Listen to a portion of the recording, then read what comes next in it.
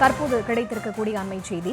RSS அமைப்பின் நூற்றாண்டு விழாவில் அதிமுக முன்னாள் அமைச்சர் வேலுமணி பங்கேற்றிருக்கிறார். விவரங்களை தர இணைகிறார் எமது செய்தியாளர் பரிமளா. அவரிடம் பேசலாம். வணக்கம் பரிமளா, விவரங்கள்.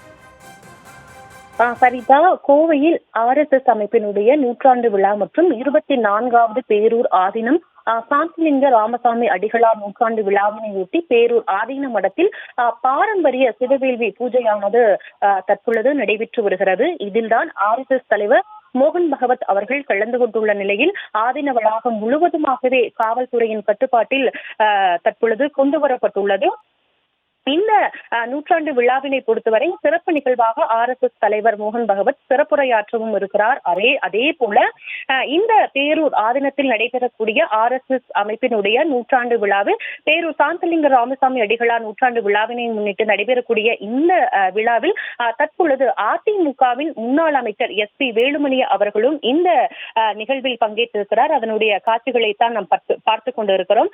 தற்பொழுது கோவையில் இருக்கக்கூடிய பேரூரில் ஆதீன மடத்தில் பாரம்பரிய சிவவேள்வி பூஜையானது நடைபெறுகிறது. இந்த RSS அமைப்பின் நிகழ்ச்சியில்தான் முன்னாள் அமைச்சர், அதாவது அதிமுகவினுடைய முன்னாள் அமைச்சர் SP வேலுமணி தற்பொழுது பங்கேற்றிருக்கிறார். சதிதா.